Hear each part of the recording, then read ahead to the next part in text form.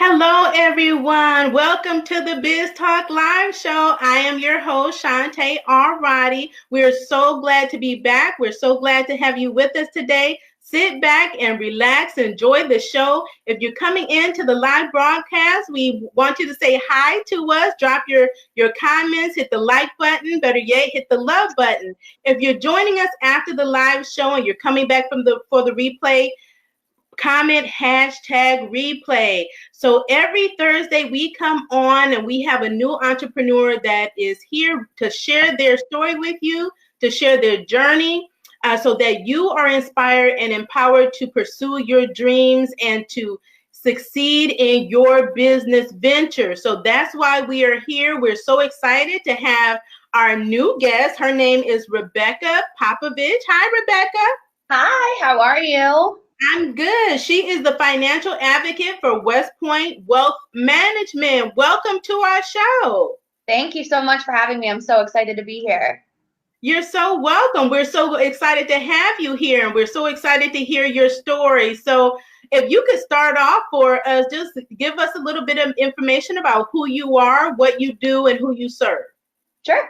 So I love the intro, by the way. Thank you so much for that. I'm very excited to be here. So my name is Rebecca Popovich, as we already know. I am a financial advocate and financial coach with WestPoint Wealth Management, which is a small boutique financial firm that focuses primarily on holistic, full-service financial planning. So what I do there, my role in that business is my practice is called WestPoint Essentials, which is a very broken down and empowering approach to financial planning. So it's an innovative approach. It's non-intimidating. It's very open-minded and collaborative. And what I really like to do for my clients is give them a financial plan that's truly theirs. So rather than just merely sitting on the other side of the table with someone and advising and using my expertise to say what I would like to do, I put the plan in my client's hands. So that comes in terms of education, empowerment, and most importantly, advocacy. So we don't grow up with a ton of financial literacy, right? I mean, I like to tell people all the time, I graduated high school knowing how to find the surface area of a parallelogram,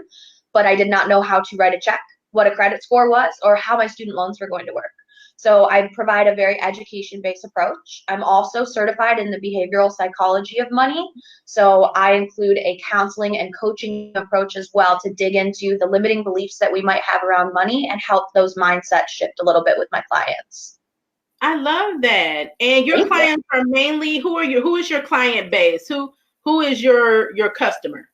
Sure. So I am all over the board right now because I'm so excited to help everyone that I can. But I would say someone that really I love and am very passionate about working with is young female entrepreneurs. So people, male and female too. I don't want to leave anything out, but someone who might be in the beginning phases of business, normally in years 1 to 5, and just really needs an advocate there to help coach them through these things. And I think the most important part is delving into the psychology of it. So I really love to work with individuals who are self-actualized, who might feel like I'm very satisfied and successful in my life in this realm, in this realm, in this realm, but I just feel stuck. So those are the people that I really love to work with. Now, when you had mentioned taking a holistic approach, and I just really want to break it down and these terms down into the simplest terms, because we know a lot of times people don't have that financial background. They didn't, like you said, they didn't get the financial education. And so when you talk about a holistic approach, can you just tell us a little bit more about what you mean by that? Yeah, absolutely. And really good question. Thank you for asking. So when we talk about a holistic approach to financial planning, I love to use metaphors to communicate financial theories because they are so complicated. You know, there's a reason that we have to go to school for 6 years to do this. Yes. So when we're talking about a holistic approach to financial planning, I like to use the metaphor of the junk drawer because, as you know, everybody has that junk drawer, right? I have my junk drawer in my kitchen. I know that my left-handed pair of scissors are in the back left corner underneath the Walgreens receipts. So it's like chaos, but it's a little organized, right? So we oftentimes take that approach to our finances. So we've got one financial piece of our lives here and here. And it's kind of scattered, just like a junk drawer. So a holistic approach is taking a look at all of the pieces and working parts in your financial life and bringing them all into one place so that we can make better financial decisions going forward. Because if you are making a decision on something in that junk drawer, but you don't know where everything is at, it's very likely that you're not going to be making the right decisions to meet your financial goals. So that's really what we talk about when we're saying a holistic approach. It's a one-stop shop. You're communicating directly with me and my team, and we are here for everything financial. I love that. Thank you. Yeah. A very good explanation. Okay, so can you give us a little bit of background? So you've been doing this for how long? Have you always been working? Not always, but for a while in the financial industry, or were you doing something else and then just got excited about this? What was your beginning journey like to lead you to this path? Sure. So it's actually an interesting story, and I love how you phrased your question at first with, have you always been working? Yes, I have always been working. I think as entrepreneurs and business owners, we start work normally at a very young age. Yeah. But I don't think that my Johnny Rockets disco dancing opportunity at Cedar Point had anything to do with financials. But yeah, so I have a very long work history, but while I was finishing out college, I was actually working for a nonprofit venture capital firm, which was my first experience in finance. And I think as entrepreneurs, before we go into business for ourselves and start our own practices, it's so important to have more opportunities. It's important to know what we do like, but I think it's more important to find out what we don't like. And the nonprofit sector and being an employee number, that was not for me. I learned very quickly, and I had an amazing experience there and got some really good insights as to how nonprofits work. But I just wanted to do something bigger. I wanted to have a bigger impact. And I knew that finance was for me. After a ton of confusion in college, I switched my majors a couple of times because I just wanted to find out what my purpose and passion was. But yes. After that internship, I went ahead and took the position with WestPoint Wealth Management. And that's where I started WestPoint Essentials, which is my personal practice, that innovative approach to financial planning. I love that. I love that. And so what have been some of the challenges that you have experienced along your entrepreneurial journey, like starting your own practice? That is so exciting, by the way, to be able to have your own practice and be able to impact lives, because we're talking a lot about finances like recently because it's so important. But in the journey, we all have challenges. So what have been maybe one or two that you experienced in your journey that you've been able to overcome thus far? Sure. So first of all, how much time do you have? I mean, if we're talking about challenges and overcoming things, I think we could take up 6 episodes, right? So I'd love to keep it short and concise. And the first thing that's coming to my mind is one of the first challenges that I faced when I started going into business for myself. And that was, I felt like something was missing. And as an entrepreneur, when you feel like something in your business is missing, something in your purpose and passion is not there, it's a horrible feeling to live with. And normally it shakes us out of that comfort zone and makes us do something drastic. So for my first about year or so in my practice, I was putting together these beautiful financial plans for clients and working very hard on them, both outside of the meeting space and inside of the meetings with clients face to face. And I would start scheduling my reviews with clients, and I would see that it was a resounding pattern that people would come to the table and say, oh, Rebecca, I actually just didn't follow through with this advice from you, and I didn't do this, and I don't really know why. And so for me, I love to call this point of my life a breakthrough, but I think that's a little kind. I would say it was probably a breakdown, because what is a breakdown really? It's a breakdown so that we can grow a little bit taller in our lives. So I broke down, I took some time off from my practice, and I said, I have to figure this out, what's missing, because I did not go to school and put in all this time and build this practice up for myself to not affect people on the largest scale that I can. So I actually went and enrolled in a school in San Francisco, California, and did a 16-week program to get certified in the behavioral portion of finance. And I came back with my certification and was so excited, and it was not received well by people in the industry, out of the industry. Everyone was saying, feelings are over here, money's over here. They're not going to go together. These have to be 2 separate things that you do if you're going to be a financial coach and a financial advocate. They have to be separate. So I said, screw that. And I put them both together. And that has really been where my business has taken off. So talking about the feelings around money, talking about the limiting beliefs and mindset shifts that we have, and these generational patterns that we really need to work hard and break down that are conditioned normally at a very young age. So those come in the form of unconscious beliefs and patterns. And what is something that's unconscious? It's not something that we're conscious of. So I think that was the missing piece to my practice and the challenge I had to overcome, and just not listen to everyone else's opinions about what financial planning needs to be. Yes, yes. I love that. Love that.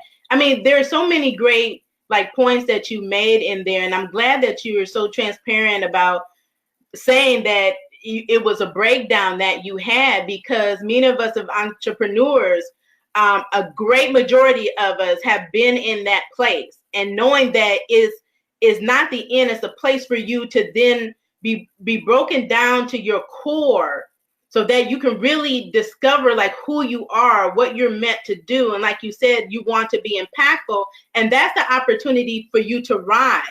And not only that, you didn't leave it there. You were like, okay, I'm going to go to California. I'm going to get this certification. So that's a direction that you were led to do. And I think that that's super fantastic, because sometimes people put us in a box, and sometimes we put ourselves in the box. Yeah.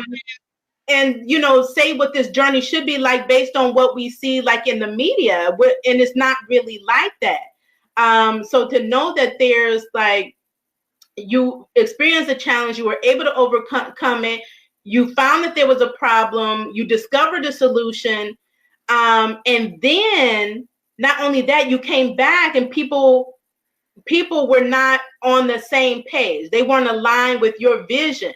That you did not let that stop you. So I just want to just talk a little bit more about that, because I think it's so important. I think I made a reference yesterday about, you know, people, you'll have a vision or you'll have an idea and people say it's crazy, you can't do it, though, you know, go back to doing something else. And a lot of times that really stops people from pursuing their dreams and what they're actually supposed to be doing. So how important is it for you, from your perspective, to really stay focused on your vision and to silence the outside noise, really? Yeah. I love that question. These are so insightful. So I cannot think of anything that's more important to stay true to your vision, your why, and be your authentic self. And I tell my clients all the time that I coach these small business owners, I'm like, okay, how many people have told you that this is not a good idea? How many people have told you that your vision won't work? Tally those up. Those are points in your favor. Entrepreneurs are not people who come in and repeat ideas that are already done. We have new ideas, we're innovative, and it's so important to really stay true to that. And I can't imagine anything else that's more important. I always tell my clients, you know, if people are telling you no, that's a good sign. If everyone's saying, oh, that's a phenomenal idea, go and get it, there might be something that you need to tweak. There might be some more time that needs to be spent, because new ideas are not often perceived well. You know, it's our human nature to just, if it's unknown, it's scary to us. So that's so true. So is there anything that you would go back and do differently if you had an opportunity, or no? You know what? To be honest, my inner critic, I like to call it, you know, that inner goblin in your head, that voice that nags you all the time, is really coming up to the forefront of my mind right now and saying, Rebecca, what about this? Or what about that time that you fell when you were doing a presentation, or this or that? But to be honest, I think that as entrepreneurs, we have to be comfortable with failure. And this is not to say we need to understand that there is a risk of failure. No, we need to understand that failure is going to happen. It is an integral part of business ownership. And so I would say, no, I would not change anything. I think it's so important to get comfortable being uncomfortable. And the faster that you can do that, the more that you can fail. Those times in your life are just a very short segment of time in the grand scheme of things, and in your business as well.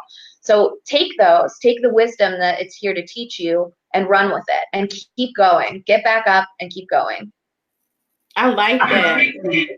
Comfortable with failure. Just understanding that that's part of the process. It's a step in the process because we're innovators. We're trailblazers. We're the creative people. We're the ones that are making the impact on the world. So these are all new things that we're trying. So there's trial and error. It's a testing. It's really a testing process. So I think a lot of people get hung up on the word failure and the thoughts behind failure, that it's some bad thing. But it's the testing of your idea, your initiative, your product, whatever it is that you're doing, to understand that that's part of the process. Is something that what you said, you learn from, you gain insight, more knowledge and wisdom from, so that you can see that thing to fruition, right? And so, and there's success at every level, would you say? So how would you say that, what do you feel about acknowledging success in your own life and in your journey? Do you appreciate the milestones? Do you think that that's important to every step, every milestone that you have, that you're taking that time to celebrate it? Yeah, so at WestPoint Wealth Management and WestPoint Essentials, our biggest business value is transparency and authenticity. And so to be very transparent with you, I believe that that's a path that I'm still on. I think as entrepreneurs, we are excellent at discovering issues, finding places that there are gaps and filling them. And that happens when we go home at night. That happens with our internal dialogue. So we are excellent self-critics. Anytime that we make a mistake, we're going to catch it. We're not so great at actually showing up and celebrating ourselves, because we're so quick to say, okay, well, I did that, I mastered it, on to the next. But when we do that, we're actually robbing ourselves of a really valuable opportunity to not just compare our beginning to someone else's middle or end, which don't you dare ever do that in business. I would say that's the biggest thing you could leave with today. But it allows us to not compare and compete that way, because that's where comparison becomes the thief of joy for you. I would say it's much more important to compare where you are today to where you were 6 months ago, or 6 weeks ago, or 6 hours ago. So yeah, I think it's something I'm still working on, and I have a life coach who's phenomenal. Her name is Angie Og, and she gets on me about it. She's like, Rebecca, let's talk about where you were 6 months ago. Let's not compare your beginning to someone else's end. So yeah, I would say it's so important, and it's a work in progress. I love that. Don't compare your beginning to someone else's end. And I say that a lot because, especially in the age of social media, it's so easy when you're to compare yourself with others, when you're watching others and you think everybody's succeeding, but everybody has their own struggles. Everyone is in a different place in life. Everyone has their own individual journey. So your comparison isn't even equal. No. So your comparison, so it's not going to be fair to you or fair to anyone that you're comparing yourself to. And I think, like you said, be true to yourself, the path that you're on, your journey. Compare where you have been, between where you were and where you are now and where you want to go. And I think you'll be in a much better place doing that. And you won't get so discouraged, because it's easy sometimes to get discouraged on this path where you're, again, looking at other people and not really staying focused on what you're doing, what you're meant to do, and what you're here to accomplish. So yeah, absolutely. And I also think, I'm very wary and I'm very strict with myself on social media. I'm very strict on screen time for that exact reason, because it is so easy to get sucked into that comparison mindset, and your joy will diminish monumentally when you start comparing and competing. And it's so important to empower other business owners around us, even if they're in a competitive field, to just say, yeah, you're doing that, and that's a perfect fit for one client, and I'll be the perfect fit for the next client. There's plenty of people out there. But the last thing I'll say on this point is comparison. It's not good on social media. But what you're seeing is someone else, what they're willing to show you. So that is not a true reflection of where they're at. I think oftentimes as entrepreneurs, we hold on to our pride. So what we put out on social media is perfection. So we see it. We're not sharing our failures. I share my failures on social media because I would like to be a part of the solution and not the problem. But you're comparing yourself to something that's photoshopped, something that a branding strategist put together, something that was worked on and cultivated for hours. So you can't compare yourself with something like that. That's just what someone else is choosing to show you. And so that's why I created the podcast that I'm so excited to be having you on as well. It's called Passion Pit, and it's for that exact reason. It is the anti to social media. We talk about the good, bad, and the inevitably ugly of entrepreneurship, and that serves as a place to be authentic and real. And I think if we take that out of that platform and start imposing that on social media as well, the world will be such a better place. And I love that. That's what I'm all about. I think the more we show up as our authentic selves and be transparent, that's why I do this show. It's all about the story, like your real story, not filtered down, watered down, mask that people tend to put on. So I love that, because this is really what it's like. And you don't want someone to get into it thinking, having unrealistic expectations, but to know this is part of the process. But no matter where you are, no matter what you've been through, you can too succeed. So that's very good. So what would you say has been one of your greatest inspirations to keep you going day in and day out? Yeah, I love that. You have such insightful questions. So a couple things are coming to mind. Number one is learning to manage my emotions and lean into them rather than resist them or dissociate from them. So if I'm having a bad day, you got to roll up your sleeves, put up a ponytail, and get to work and be in that emotion. When you fail and you feel embarrassed and you feel scared, what's the first thing that you do when you fall on the sidewalk in front of someone? You're like, okay, who saw me? What happened? I have to recover quickly. I was just walking and then I decided to do a somersault. You try to recover. And it's all of these things have inner wisdom to teach us in our life. So if we try to recover too quickly and we don't feel those emotions and we push them aside, that's like shaking up a can of Coke. It is going to explode. And it's going to explode in the worst time. We all know that. I think before we went on air, we were talking about software updates on the laptop. Happens at the worst time. Like, that's life. So I think it's, number one, it's really important to lean into your emotions when you do fail and you do feel bad. Number two, get friends and confident witnesses around you that are doing the same thing as you. So I love Brene Brown. She's an excellent thought leader in our field and in the field of psychology as a whole. But she talks about being in the trenches. You have to find other people to be in those trenches with you that are there experiencing it. So reaching out to other entrepreneurs and having talks just like this, where you're sharing the failures and you're saying, oh my gosh, my problems aren't unique to me. You fail too. Like, let's talk about it. I think, the third thing that I'll say on that question is having a really good mentor.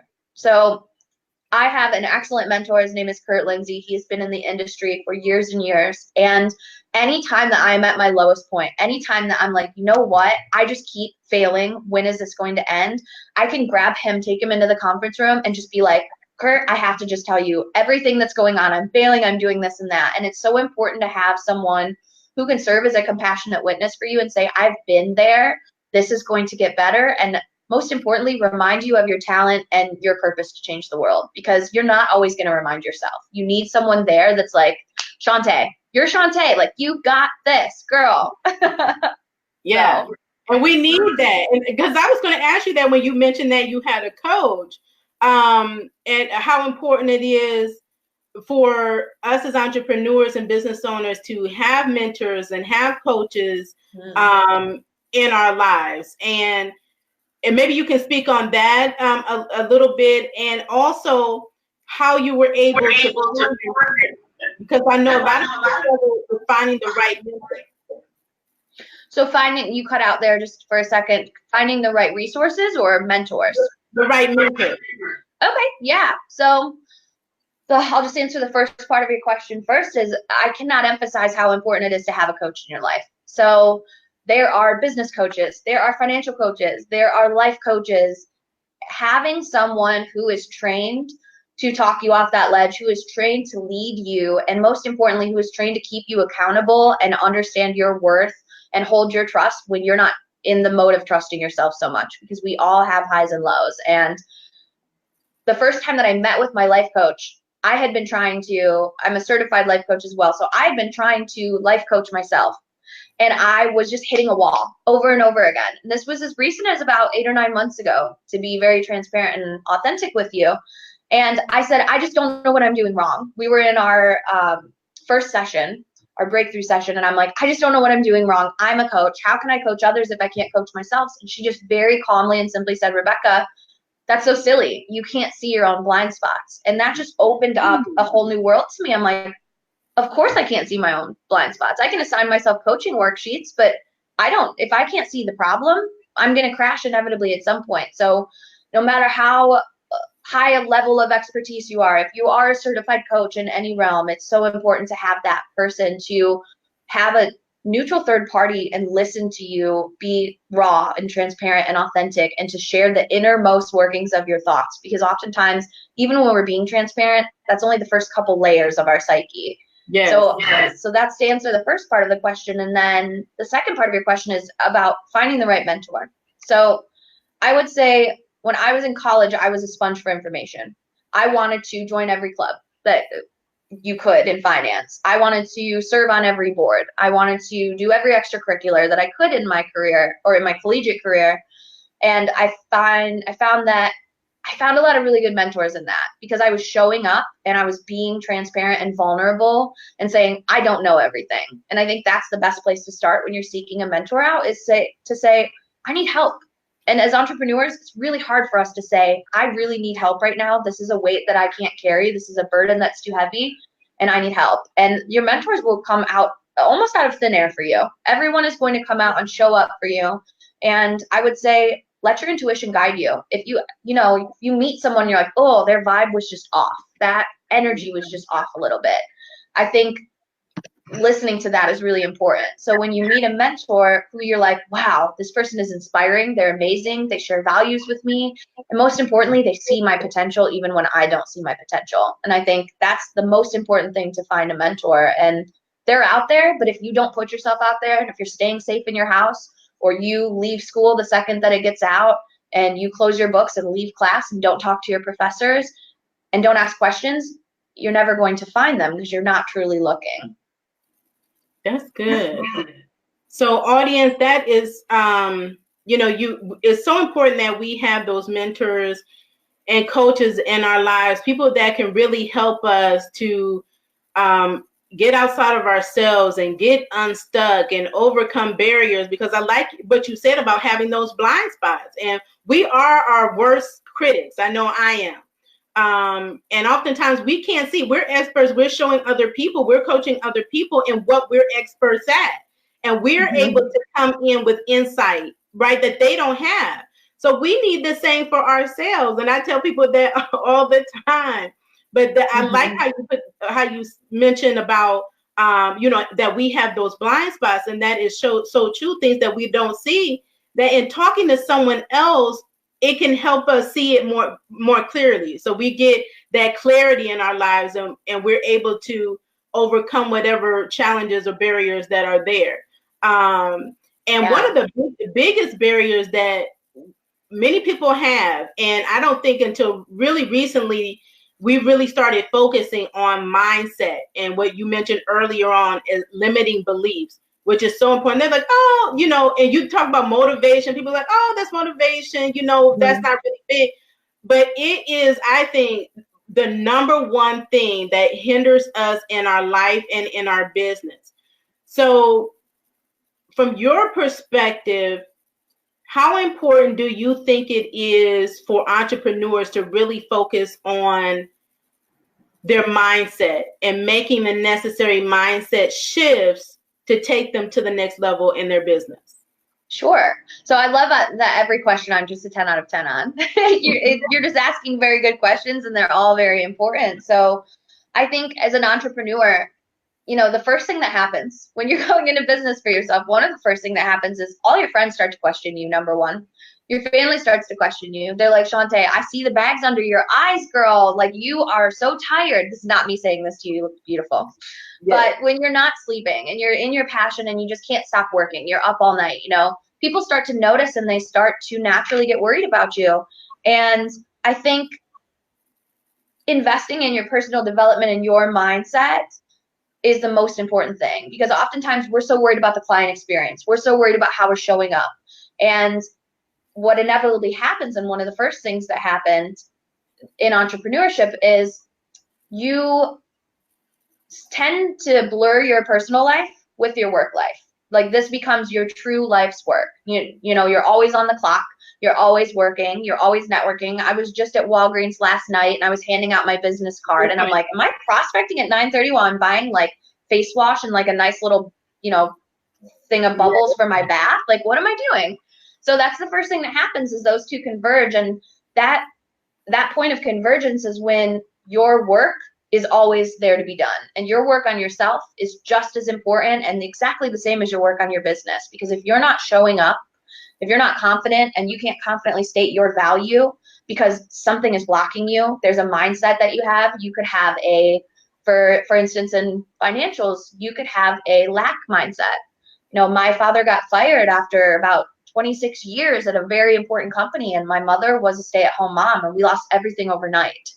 And so experiencing that lack, that financial lack, really put me in a place in my adult life where I was very scared to make big business moves. I was scared to go into business for myself because I had seen something happen firsthand that really shook us as a family unit. And so we have to heal that. We have to heal the past stuff. We have to identify where we're blocked in our mindset, which takes a certain amount of self-actualization. That takes a lot of work. We have to roll up our sleeves and start doing the work on ourselves. And that work is not just, let me just go see my life coach in my spare time on a Friday night and talk to her for an hour. That work doesn't stop at that during that meeting. You've really got to show up. And I can tell you personally, personal development is a huge thing for me and a huge thing that I coach on. And I can't explain how important it is to do that work, because if we're not fully showing up in our business and for our clients, they're going to notice, and we're going to notice, more importantly. Absolutely, they will notice. So that I am in total agreement that we do have to work on personal development, and I love that the real story of what your father went through, and as a result, what your family went through, because that has happened to so many people. So whether it's a financial situation like that or some other type of situation that we went through that was traumatic for us. And so a lot of us haven't dealt with that and don't realize that a lot of the things that we either are doing or aren't doing that's negatively impacting us or holding us back from really functioning at the highest level that we can are on a subconscious level, and things that we have not dealt with, that we have not healed from. And I always say, not just entrepreneurs, but professionals.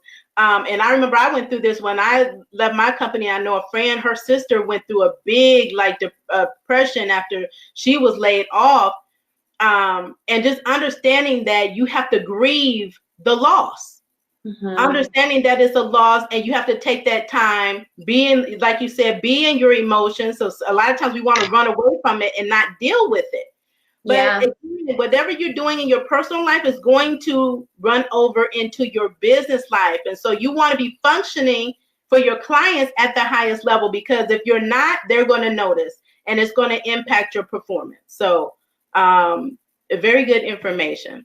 Yeah, I always like to tell my clients too, my business owner clients, is you cannot build an empire on. So you've got to start with the foundation. That's right. With reaping what you sow, with understanding your emotions and leaning into them, and then you can build on that, because a house is not going to be very stable on a cracked foundation. So that is just as important as your work on your business, and I would argue the same thing. I like that. You can't build an empire on a cracked foundation. You surely cannot. You surely cannot. So how would you define success for yourself? Ooh, your questions are so on point. I love these. So I think it's really important as business owners that we make our own definition of success, because oftentimes we're operating off of someone's manual who we don't even know, who is probably already passed on, and who defined it in a time that was much different than the times we're living in, and in the body and soul that's much different than where we are residing. So I would define success as getting into that flow state. Anytime that the clock just ticks by and time melts away from me and I get into that, I'm not sure how much you know about the neurology. I'm kind of like a neuro nerd in terms of podcasts in my spare time and my reading of books and things. But when you get into that flow state and time melts away, I think that is my biggest inclination of success, is I'm centered with my purpose and with my passion. Because when you're doing something that you love, there's no way you're not going to be successful in it. And so doing something that you don't exactly love and you're going to be motivated by different things than doing something that you really truly are passionate about. And that's really how I would define success, is being in that flow state and being centered with your purpose and your vision and your passion and knowing exactly how you want to show up and change the world, rather than doing something that you don't exactly love. Then you're like, you're not really going to show up as well, and your why is all wrong. Yes. And what would you say are like what has been your greatest success? Like one or two things that in your entrepreneurship career have just, to you, been your hugest accomplishment? Sure. So when I think of really big accomplishments and success, I don't know that I think of it in the traditional sense. So what's coming intuitively to me when I picture this, and I know that this is my monkey mind talking and not my rational mind, is like, cheering on a stage or getting an award. To me, none of that is my biggest accomplishment. I think my biggest accomplishment is when a client comes to me and says, you have been impactful in my life. When a client comes to me and says, I feel like I understand everything we talked about today. Or one of my clients will show me education that they didn't know before. Let's say, we'll sit for one meeting and then they'll come in for the next meeting and they'll be like, oh yeah, I already know about that. And I'm like, so that's my biggest success, is knowing that I'm being impactful to someone and that I'm educating them, and their results, reflected back to me, is my biggest success. Not so much in terms of compliments or you're the greatest coach or like, I love this, but just showcasing the education that they're getting and the changes that it's making on their life or in their lives. Now, how do you think, I'm glad that you talked about impact a lot, because I do that. Because I think it's so important. How do you think we as entrepreneurs can be more impactful in our business, that we can really show up and have an impact on our clients and the world for that matter? Sure. So I would really say this comes full circle back to self-actualization. So being aware of your emotions and leaning into them makes you a more empathetic person, makes you more sensitive to things that are going on around the world, because you're more conscious and you're more in tune. And that ultimately helps you to really connect with your purpose and your why, because we could start a charity, we could donate a ton of money, all of those things. But if it's not something that we really fully care about, we're not going to show up fully 100% in our business. And so when we're looking to create an empire and impact people on a greater scale, having that why and that vision, and most importantly, your mission. What do you want to change in the world? What's something that you look at in the world right now that you're like, I just can't even believe that this exists? Start there. Start with something that you really care about, because you're going to fully show up. I love that. But because we need to fully show up, ladies and gentlemen. So very good information. What would you offer to our entrepreneurs for tips on what you think they can do to set themselves up for success in their business? Sure. So the first thing that's coming to mind to me is aligning yourself with people who are like-minded. So this past year, personally for me, has been integral in my business, and aligning myself with other entrepreneurs who are in the trenches with me. Like we said before, get down in the trenches. You're going to meet some really lovely faces. You guys are both getting beat down right now at the same time. So reframing your network. So when you graduate college, your network is people you went to school with that you might get along with, you might keep in touch with, you have some high school friends over here, you've got all these different groups. But realigning your network with people who are doing the same thing as you, with people who believe in the same things that you do, and most importantly, believe in the work you're doing, that's life-changing, because your mindset will shift on that alone. Because I think I'm not sure who says it, but the quote goes a little something like, who you hang out with is who you become, who you surround yourself with. My apologies. And I would say surround yourself with people who you would like to be, who you look up to, who you aspire to be in your life. And I would say the next one is just be a sponge for learning. So when I'm not working, I'm listening to podcasts. Anytime that I'm commuting back and forth to work, I'm listening to some sort of podcast on my way to client meetings, you name it. something that is personal development driven or business ownership driven. And then when I get to bed, my night routine is I turn off all my screens. I don't go on social media, and I get on my phone, on my Kindle, and just read. So being a sponge for learning and being open enough to receive different lessons and look at things in a different point of view than you might be used to doing, you're going to more fully show up. You're going to be much more successful because you are educating yourself. You know, oftentimes we get out of school and we're done with education at that point. You've got to be a lifetime learner. Yes. Look, I say that all the time. I am a life learner. I don't know when you stop learning. And that's why we connected so well when we chatted. We'd had a networking chat about a month ago, and I was just like, oh, I've got to be friends with this girl. We've got to meet. We have to collaborate, and that's the beginning of something beautiful, because you and I might be in some similar industries for one, and instead of coming to the table and being threatened and competing and comparing, we're collaborating, and we're giving each other a platform to stand on and share the message. And I think that we had even discussed this in our Zoom call. We were talking about, you know, my perfect client might not be your perfect client. It very well will not be. And so we don't have to compete. We don't have to compare. We can just join forces and be more powerful and impact more people. Yes, that's what I was going to ask you. That was going to be my next question, to ask you about how important do you think it is to collaborate? Because that's been my big push, I think, the last 2 years or so, is really convincing entrepreneurs that they need to start collaborating like yesterday, right? If they're not already doing it, and building those connections. So, you know, if you want to just add a little bit more to it on what you think the importance is, or maybe the benefits of collaboration for the audience, I think that would be very helpful for them. Yeah. So what's intuitively coming to me right now and what I'm picturing is a big boulder, right? So we have this huge boulder that just showed up in front of our house. I always speak in metaphors. That's just the coach in me. We've got this huge boulder and we want to move it. We can move it. We could try to move it alone, and we might get it an inch across the driveway. We might make a little bit of progress, and we might be the most powerful entrepreneur in the world. We could be the Tony Robbins of, you know, life coaching. We're still not going to move the dang boulder. So we need other people there with us to help us. And so collaboration, it only ups your skill set.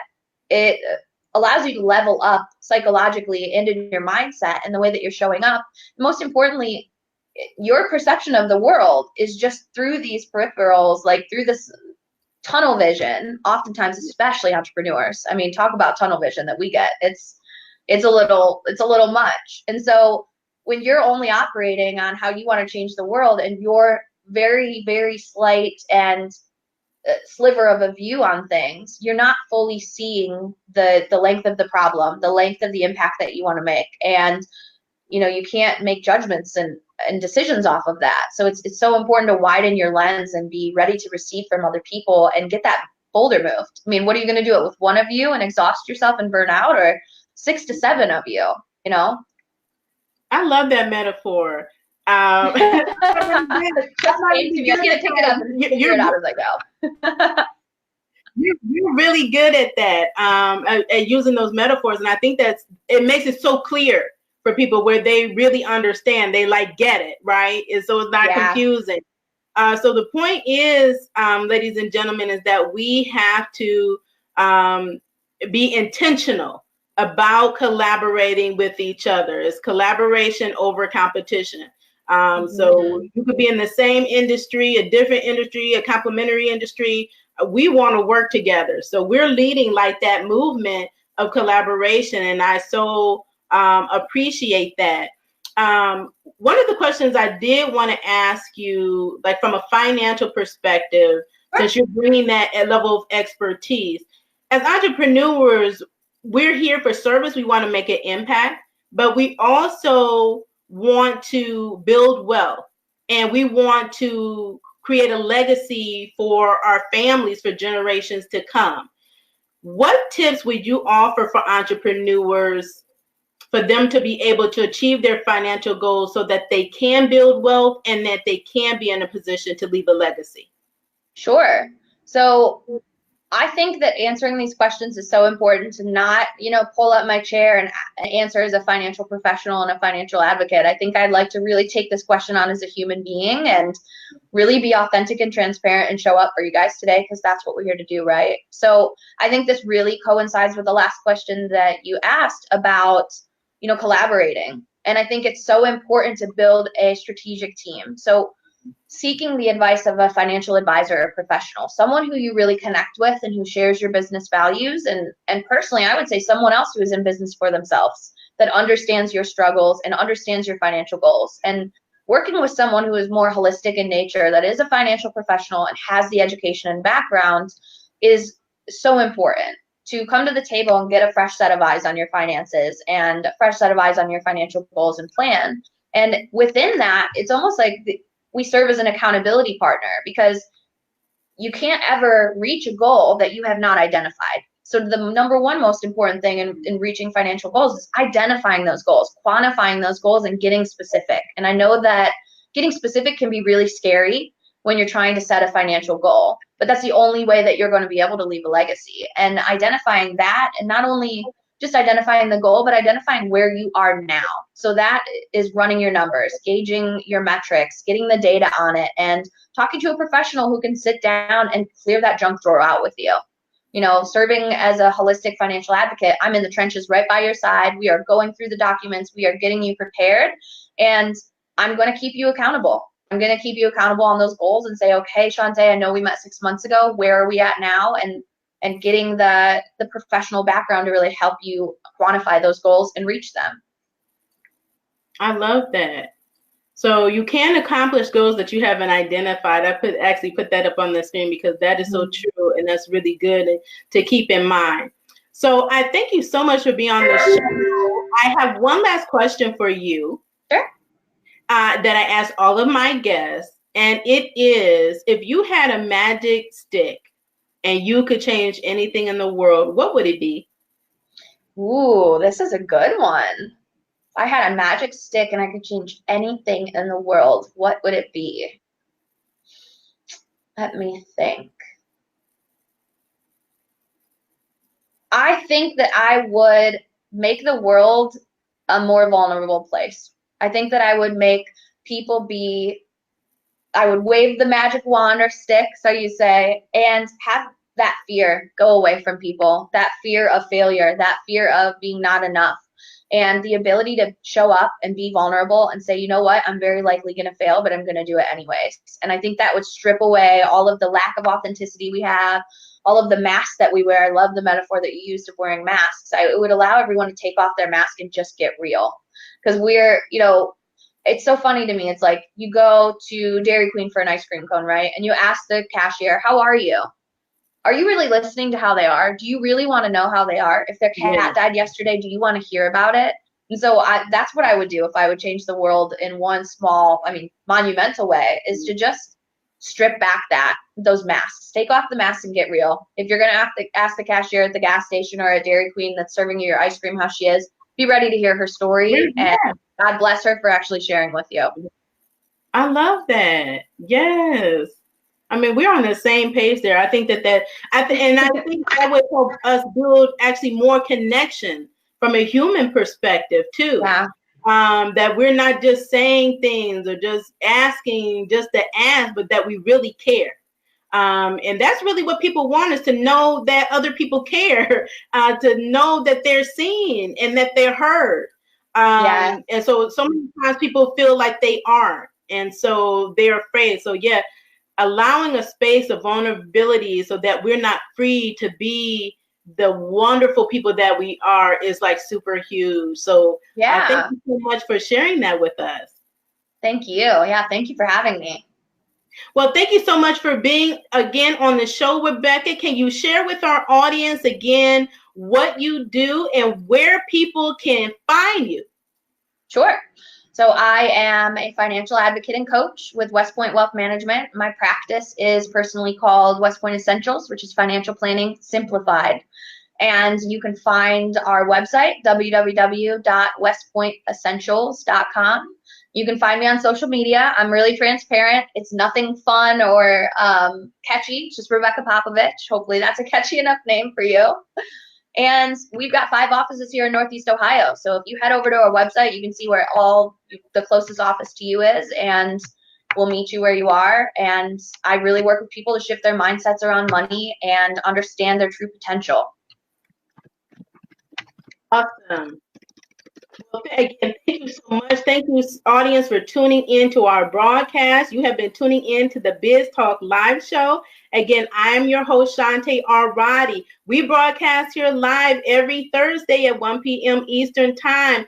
If you would like to be a guest on our show, we would love to have you. We would love you to be on to share your story. We do have openings for the month of August 2019. Feel free to visit our website at www.intuitiveriskmanagement.com to apply. We also have openings for sponsors. So if you're an entrepreneur business owner and you support other entrepreneurs and business owners, please take a look at our sponsorship opportunities. It's opportunity for you to gain exposure and visibility for your business. Again, we are so happy that you joined us. We look forward to talking with our next guest next week. Until then, you guys continue to do your best and pursue your dreams. Have a great day. Thank you.